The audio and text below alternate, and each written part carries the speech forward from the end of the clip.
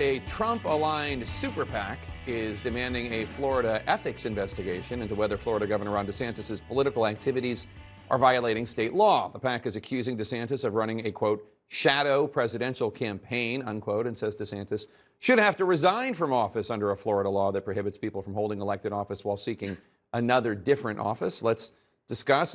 Gloria, what do you make of this?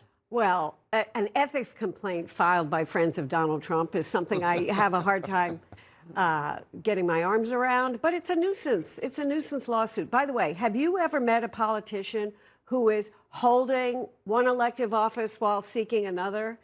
I've never met one. Have you? Every one of them is. And so, you know, this is just gives us an indication that Donald Trump and his friends are willing to throw everything they possibly can at any time, at any moment, against Ron DeSantis, even if it sticks or not. There's much worse to come. But yes, and I said we saw a poll yesterday, a CNN poll, with Republican voters, Trump at 40%, DeSantis at 36%. Right. That's basically a tie. It shows just how much DeSantis is on his mind as well, right? I mean, we're already starting to see some factions sort of develop in this early contest for the Republican nomination. You can already see Pence and Nikki Haley sort of in one side, as well as DeSantis and Trump trying to compete, it seems, for a similar base as well. That you can point to the recent comments about Ukraine that DeSantis made as well, which really does align with Trump's stance beforehand. So we're seeing these two take jabs at each other, and what's hanging over it is the fact that they seem to be trying to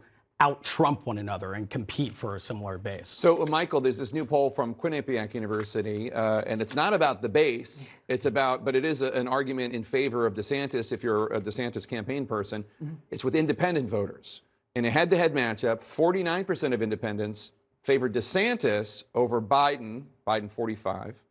But then you have a Biden-Trump matchup, and 50% of independents go to Biden versus 42% for Trump. Obviously, it's way early, and DeSantis hasn't even announced a candidacy, although that hasn't stopped Congressman Chip Roy from endorsing him.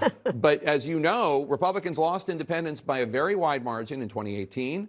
In 2020, they split evenly with them in that kind of like wash of the midterm elections in 2022.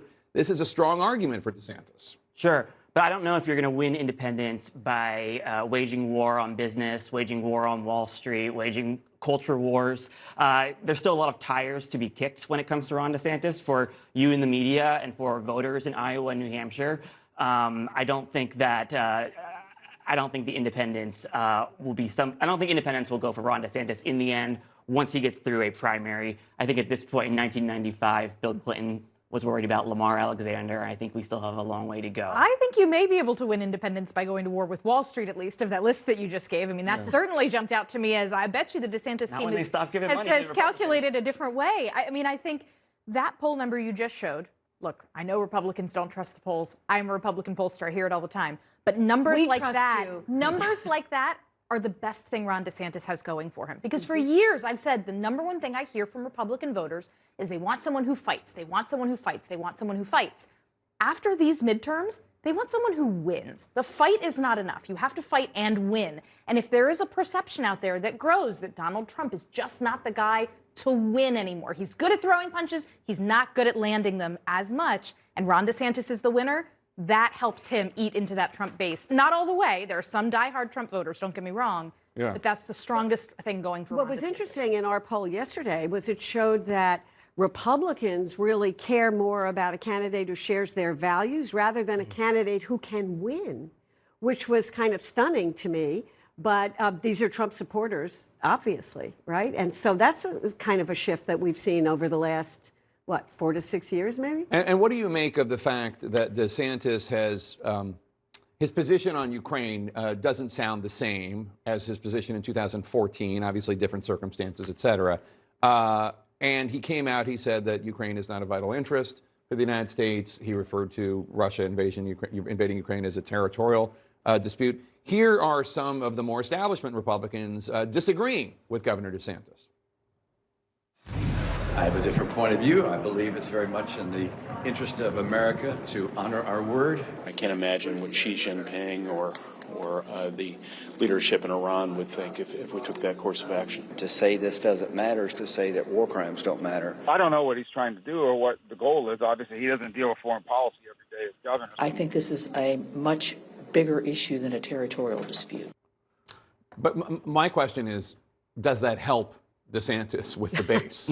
I mean, this is the interesting question here. I mean, you have two of some of the more prominent members of the Republican Party now somewhat with similarly spoken views on Ukraine, that being Donald Trump and DeSantis here, separating themselves from potentially the rest of the pack. But I wonder, too, just that wording of territorial dispute, and I think this reflects the concern of many Republicans on the Hill as well as many foreign policy experts.